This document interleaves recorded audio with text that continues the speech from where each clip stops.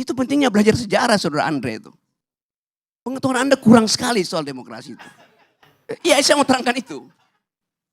Jadi hentikan segala macam cawek-cawekmu itu. Akan kelihatan Anda dungu kelihatannya tuh. Jadi kalau Anda bilang Jokowi merawat demokrasi, Jokowi tiba ketika Indonesia udah demokratis, Saudara Andre itu. Jokowi nggak ada di mana-mana ketika Anda diuber-uber itu. Jadi bagaimana mungkin Anda bilang Jokowi sedang merawat demokrasi? Dia memberantakkan demokrasi, itu intinya. Coba, ada pepatah bilang begini. We choose joy and sorrow long before we experience them. Kita memilih kegembiraan atau kesusahan jauh sebelum kita mengalaminya.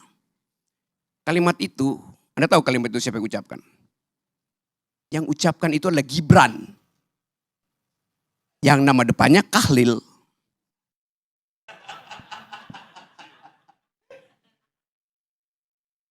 Jadi bagi Kahlil Gibran, pikiran itu udah memilih lebih dahulu sebelum dia mengalaminya. Jokowi di pikirannya sudah memilih jadi otoriter sebelum dia mengalaminya. Sebelum dia menjalankannya. Itu yang namanya authoritarian personality itu. Ide untuk memperpanjang masa jabatan itu adalah authoritarian personality. Ide untuk menambah masa jabatan itu adalah ide authoritarian personality. Ide untuk menjadikan Gibran calon wakil presiden itu adalah authoritarian personality. Dia udah memilih sebelum dia lakukan bahkan. Begitu cara melihat otoritarianisme, Saudara Andre itu. Jadi kalau Anda sebut-sebut dari awal bahwa ya ini ya Jokowi ya demokratis. Lo otaknya itu dari awal otoritarian. Itu dasarnya. Hitler menyembunyikan kebengisannya sebelum jadi pemimpin. Hitler dipilih secara demokratis. Itu pentingnya belajar sejarah, Saudara Andre itu. Pengetahuan Anda kurang sekali soal demokrasi itu. Iya, saya mau terangkan itu. Jadi hentikan segala macam cawek-cawekmu itu. Akan kelihatan Anda dungu kelihatannya tuh. Serius saya katakan itu. Ini akan pengaruhi. Kalau Anda masih begini terus saya kampanye di wilayah Anda di Padang itu. Jangan pilih Andre. Karena dia tidak setajam pikiran Sultan Syahrir. Tidak setajam pikiran Natsir. Tidak setajam pikiran Buya Hamka. Itu masalahnya. Saya lanjut sedikit ya. Ya tapi you gak ngerti itu isi demokrasi itu. Itu soalnya.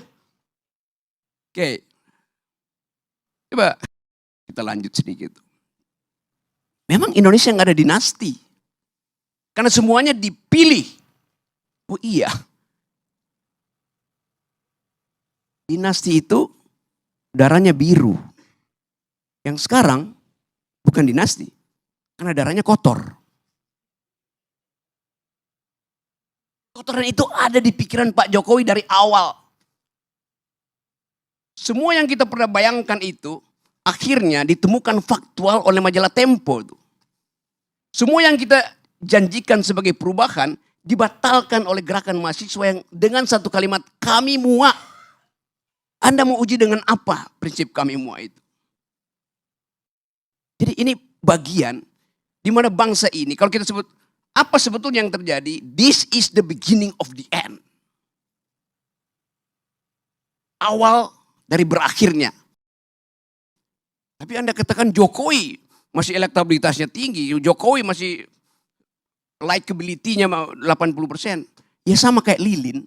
Lilin itu sebelum dia mati dia menyala terang itu. Lalu peng mati. Itu poinnya tuh. Jadi saya bukan mau uji. Saya mau beritahu bahwa kalau kita sembunyikan soal-soal yang tadi etik itu, kita masuk dalam tukar tambah. Machiavelli bilang begini.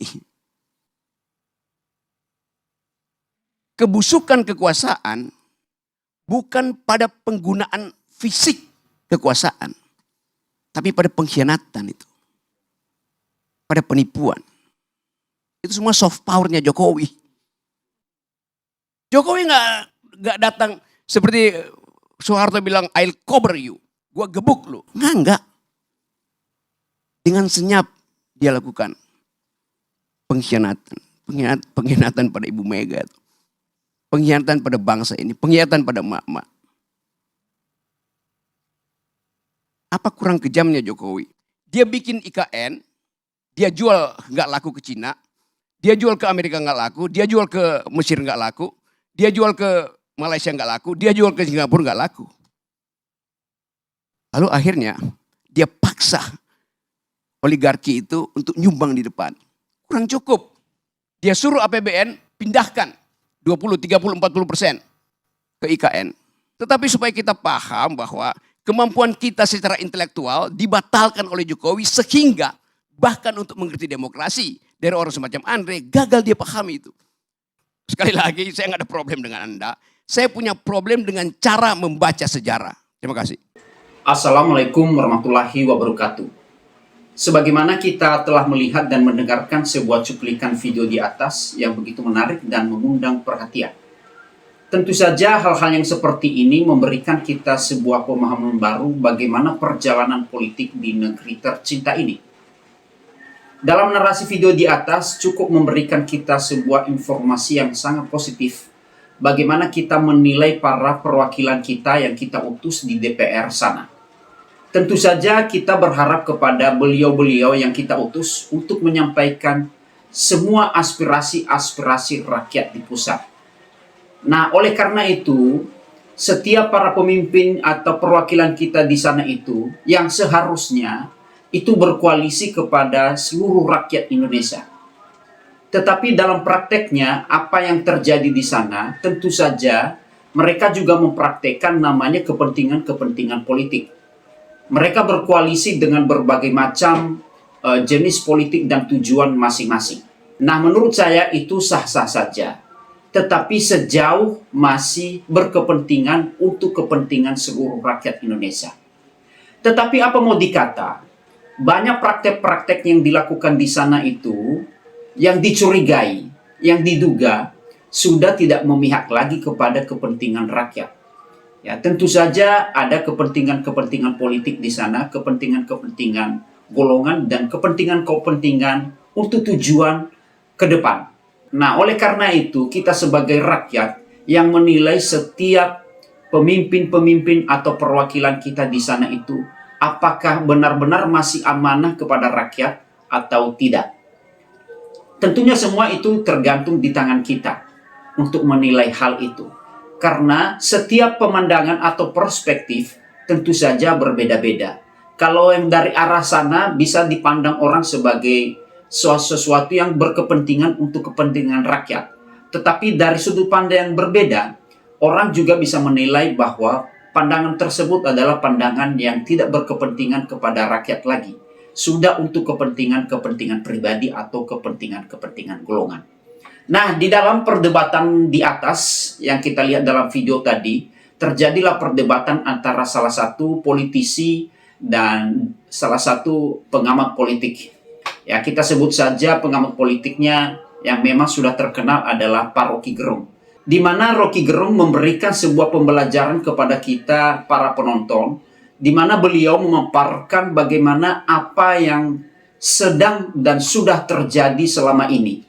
Tetapi banyak yang beranggapan bahwa yang terjadi selama ini ada yang mengatakan bahwa itu adalah untuk kepentingan rakyat. Tetapi di lain pihak ada juga yang mengatakan bahwa itu untuk kepentingan pribadi atau dinasti. Pak Rocky Gerung memberikan kita sebuah pemikiran yang paling mendasar untuk bisa menjadi dasar berpikir kita dalam menilai perjalanan politik di negeri tercinta ini. Nah, oleh karena itu, kita berharap kepada setiap perwakilan kita yang kita utus di sana, mereka adalah merupakan perwakilan-perwakilan yang bisa menyampaikan aspirasi-aspirasi rakyat.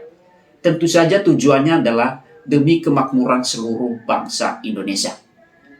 Nah, teman-teman, demikianlah yang bisa saya sampaikan dalam narasi video tersebut di atas. Jikalau teman-teman punya pendapat atau tanggapan yang lain, tuliskan di kolom komentar di bawah ini sebagai bahan diskusi kita bersama lewat channel ini. Dan jangan lupa like, comment, share, dan subscribe. Sampai jumpa di video-video berikutnya.